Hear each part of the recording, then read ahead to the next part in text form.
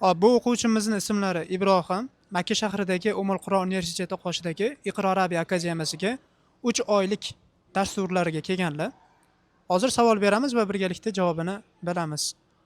Ibrohim, mana shu akademiyaga keldingiz. Kelganingizda kutib olish qanday bo'ldi va mehmonxonaga joylashish, taomlar qanday bo'lyapti? Kutib olishda xonagani o'zlari kutib oldilar bizani.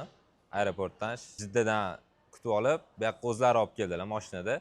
Mehmonxonaga o'zlari joylashtirib, keyin ketdilar. O'qishga keladigan bo'lsak, o'qishga ham o'zlari olib borib, birinchi kun testlarimizni topshirib, hammasini o'zlari nazorat qildilar, hamma narsani. Shularni topshirgandan keyin o'zlari 3-4 kun darsimizga borib, ko'rib, videolarga olib, o'zlari nima bo'lyapti, holatlarni o'zlari ko'rib, keyin to'liq tashkillashtirib berdilar bizga. Nima holat, nima qilyapmiz, hammasini joy-joyiga qilib qo'ydilar. Mehmonxonada sizlarga qanaqa taomlar berilyapti? Taomlar sizlarni qoniqtiryaptimi? Taomlar yaxshi. Ertalab diyetechniy taomlar berilyapti. Aslandoy, diyeta qiladiganlarga, zalga chiqadiganlarga bo'lsa, yaxshi ekan. Kech payt jo'stki ovqatlar berilyapti. O'zbekskiy ovqatlar deydi-yu, shuna ovqatlardan berilyapti. Juda gap yo'q lekin ovqatiga. Haftada necha kun dars va necha kun dam kunlari bo'lyapti va dam kunlari nimalar bilan band bo'lyapsizlar? Haftada 5 kun dars bor, 4 soatdan.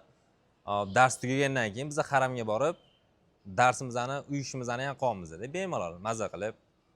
Bo'sh vaqtingiz yo'qda, o'tda cho'g'asin, bo'sh vaqtingiz bo'lsa haramga borib, ibodatingizni ham qilsangiz bo'ladi. Ham darsingizni qilsangiz ham bo'ladi-da, o'tda o'tirib olib. Keyin oddix kunlari 2 kun oddix bo'lyapti. Juma bilan shanba kuni oddix berilyapti. Har xil ekskursiyaga olib boryaptilar, tog'larga olib chiqyaptilar, masalan. Tog'larda shashlik yedik ana kuni. Maza qilib. Birinchi darsga kelganingizda sizga arab tilini arab o'rgatadi. Qiyinchiliklar bo'lmadimi?